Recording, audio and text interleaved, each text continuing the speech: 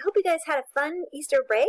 Welcome back to science. We've been talking about light and sound and how both light and sound act as waves and how we can calculate the velocity, frequency, wavelength, all those sorts of things. Today we're going to talk sort of more about what it means to be a wave in terms of how waves interact with one another. So this is 6.5 about wave interactions. Since light and sound both travels as waves, they all do these types of interactions. There's three main types. The first type is interference. Waves travel through space or through a media, such as air or water, and as they travel, they can interfere with other waves that are moving through the same space. They don't bounce off of each other or permanently deform each other. What they do is, the moment that they intersect, they can alter each other, and then they just pass on through and go back to normal. So as the waves overlap in space, they have interference. They don't bounce, they just pass right through.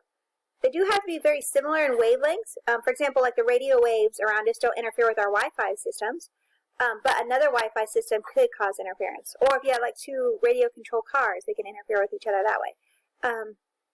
This is responsible for a lot of phenomenon that we see. Things like the color prisms on bubbles is due to interference on the surface of the bubble. You can jam sonar if you use the right, or radar using the right kind of waves.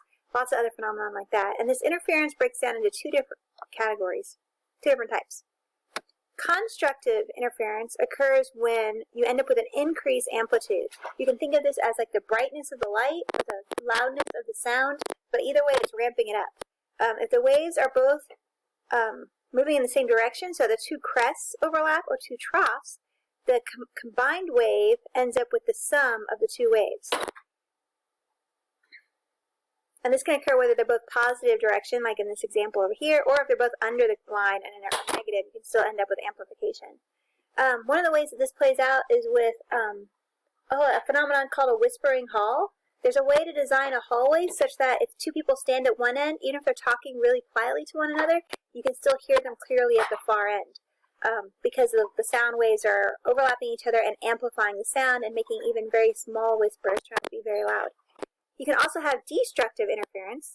When the two waves are not overlapping properly, they're moving in opposite directions, so a crest overlaps with a trough, it decreases amplitude or can cancel each other right out. So in this case, A plus B equals 0 because A was a positive number and B was a negative number. This is how jamming works. If you want to jam radar, you use the exact opposite radar waves and they cancel each other out and leave 0, and then the radar doesn't work, or sonar. But again, it's only temporarily, just for that moment when they overlap. Once the overlap is over, the waves keep moving in their original directions and they go back to their original properties. Okay, so that's interference. The second type is called diffraction.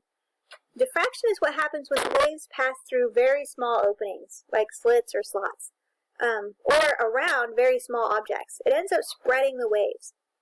When we're talking about light, it takes that white light and it spreads it out into a rainbow, and you can see all the different colors of light that white light is actually made out of. This causes things like rainbows on CDs, holograms. You've seen those holographic cards that you can see pictures as you tilt them. Atmospheric diffraction causes rings around the sun or the moon. Rainbows actually are caused by diffraction, stuff like that. And in fact, we can do analysis with this. As we burn things, they release different colors of light, and if we use a diffraction grating to cause diffraction, it spreads that light out into all these individual colors, and we get streaks or bright lines of which colors are showing, and we use it to analyze materials and say what they're made out of. It's got hydrogen or oxygen or carbon in it, and we can even tell how much of each of them and figure out what it is. We call that pattern the diffraction pattern, the waves of light and dark that would occur. Okay, and then the third one is refraction. Refraction happens as light moves from one thing to another, and if you've ever tried to grab something that was underwater, you've experienced refraction. The objects that are underwater don't look like exactly where they are. They're a little bit off to one side, and so trying to grab things underwater is very difficult because the light bends as it moves from one side to the other. This also happens to sound waves. We don't often try to listen to things that are making noise underwater, but if you plunge a speaker underwater, a waterproof speaker, it would distort the sound because of the refraction. It doesn't change the frequency, so the colors don't change of light or the frequency of the sound, the pitch of the sound, but it does change their appearance. And so we see this a lot, actually.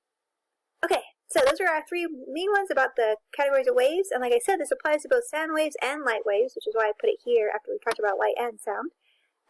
There's a worksheet to do about this as well. Please don't forget to do that. And then tomorrow we'll do a lab. Probably something to do with refraction. That would be a pretty easy one. But anyway, I'll talk to you guys later. Have a nice day. Bye.